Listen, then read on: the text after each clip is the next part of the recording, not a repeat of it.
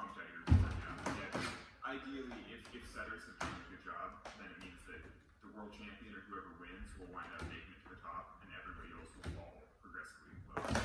And the world champion, if he does make it to the top, clearly someone else is going to come along with maybe a little bit better than him in the future. Yeah, so they're going to make it more difficult.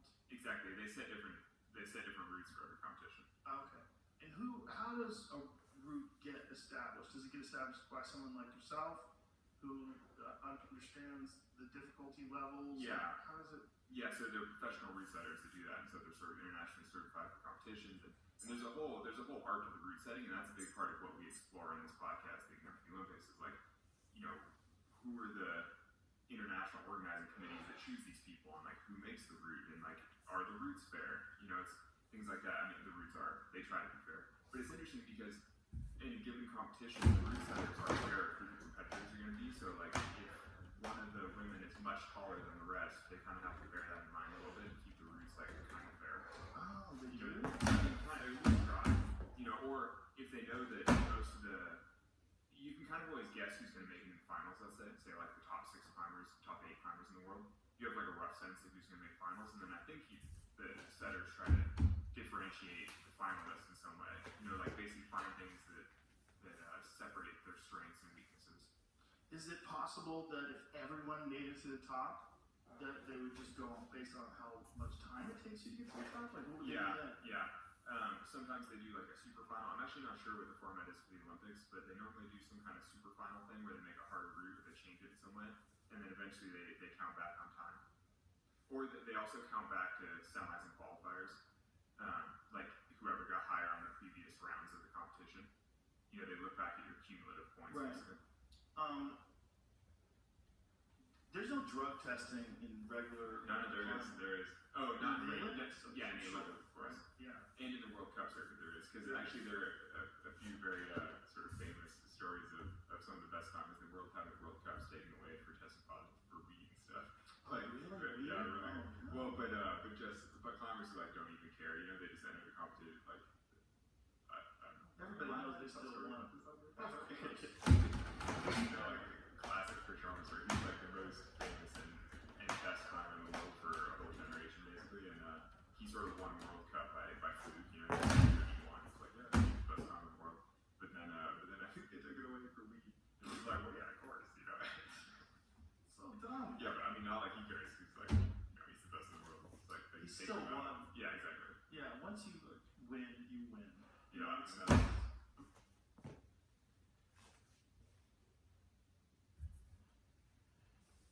But it's not like he's taking steroids. When a couple of Spanish competitors had like a medal taken away for cocaine, I think. Really? And, I mean, he had some kind of statement about using it to relieve the stress of the heavy training volume, all that kind of stuff. You know, basically like, oh, it's just partying on the side. And you're like, yeah, obviously it's not performance enhancing. You know, it's like that's recreational, like on the side of his training.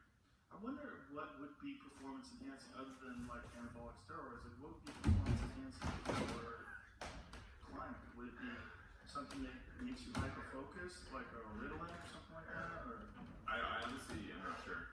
I mean, if there were drugs that vastly improve your recovery, that probably would be performance enhancing because it would allow you to train at a higher volume.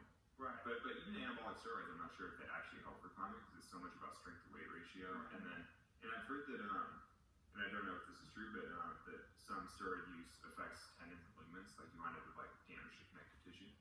What it does generally, at least I'm not really an expert, but what it's been explained to me is the muscle tissue gets too strong for the tendons and the ligaments. And so the idea is that you're growing muscle at a ridiculous rate because you take the steroids. But generally it's guys who are like power lifters and bodybuilders. I don't think that would apply to climbers because you're not putting on massive amounts of muscle. So the idea is that you're pushing heavier and heavier weights because your muscles growing at this extraordinary rate, but they tendons Totally.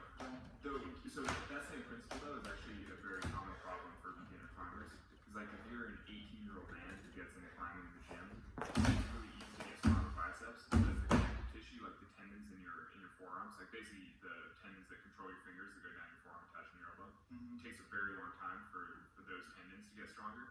So it's really easy for your muscle to get stronger and then basically pull your tendons up.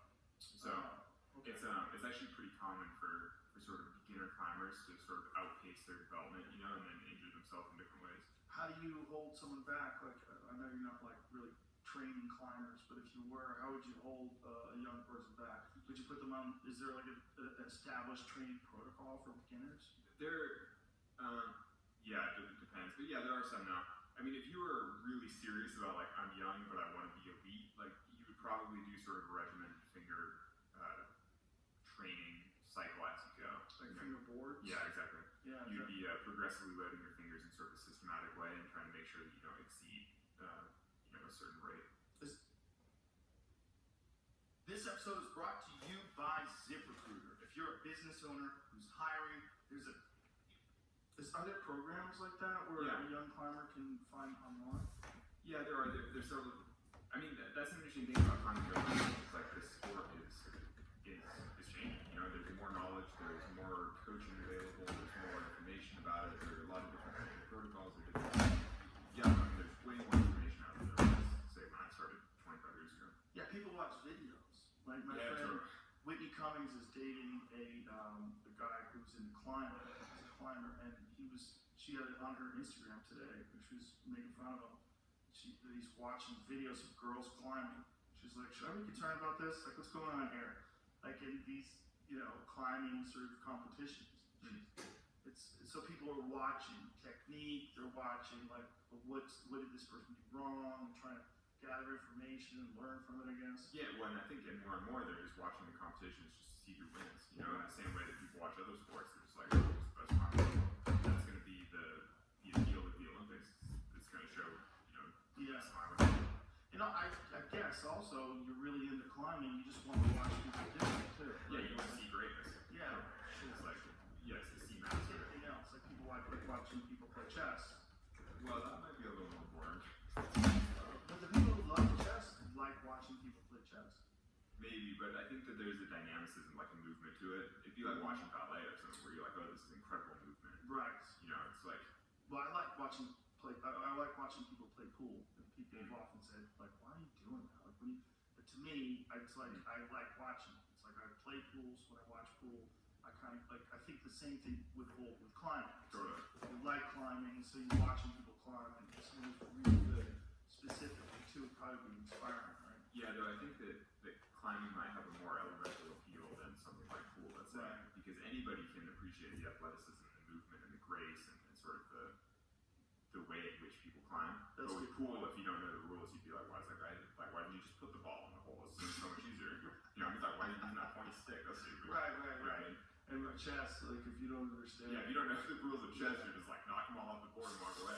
You know, you're like, dude, Yeah, that's true. Climbing is very universal. Like it's like it's got a primal appeal. totally. Yeah. I mean, we were once arboreal. You know, it's Mhm. like that is where we came from. Yeah, I had a friend of mine had a squirrel expert on his podcast.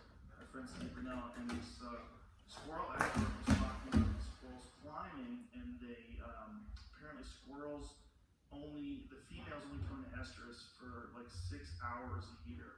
It's like maybe multiple times a year, maybe once or twice a year, but the window is very small where you can breed them. So the competition is very fierce, and a lot of times males will throw other males out of trees. So squirrels can fall like 70, 80 feet and just bounce off the ground with no damage. Yeah. So funny you mentioned that. So I actually once walked up to a cliff, like a huge overhanging wall, like this giant, like imagine like an overhanging, like meeting. It's like a amphitheater, like a huge thing. It's a little sport bag exact. And I walked up, we were dealing with people at the wall, and we looked up and there was a squirrel attempting to surmount the cliff, which, you can run up and down trees and vertical cliffs sometimes, but not like massively overhanging ones. Sometimes like big basalt blocks, like big overhanging. Because there's no way a squirrel's gonna make it. It had like more than 100 feet to go. And we just stood there transfixed and we're like, that squirrel's gonna die for sure. Like there's no chance it's gonna make it over this cliff. And it was like scary, it's like holding onto these blocks and like its feet are all, it's like trying its best. It made it about 20 feet further and then it fell. And we were like, oh, the squirrel fell off the cliff. And then sure enough, it stuck this like, there's one tree growing at the base of the cliff. With like this one little limb sticking out, and the squirrel fell probably 25, 30 feet, and then hit like one little twig and basically landed on it and ran into the tree. And it was like total. I mean, basically like kind of hit it. You know, as the tree bends, the squirrel just like skitters away and like made it into the tree and stuck the landing. Wow. We were like, that was incredible. But like we're just standing there like, did anybody see that? It's like anytime you have nature experiences where you see animals basically fall. You know, basically when you see animals struggle in their natural habitat, you're like, that's cool. Right, especially something completely rare, like watching a squirrel fall. Totally. Cliff. Totally. Like I watched a bighorn fall down a talus field once. Wow. Like you know, and we were actually admiring the bighorns. Like, oh, they're moving so great. Because we were having a really hard time getting up this big mountainside. It's like really big. It's very difficult. And we're like, dude, this bighorn's so graceful, and one of them fell down and just tumbled down the rocks. And we're like, oh, like even the bighorns have like There's a gnarly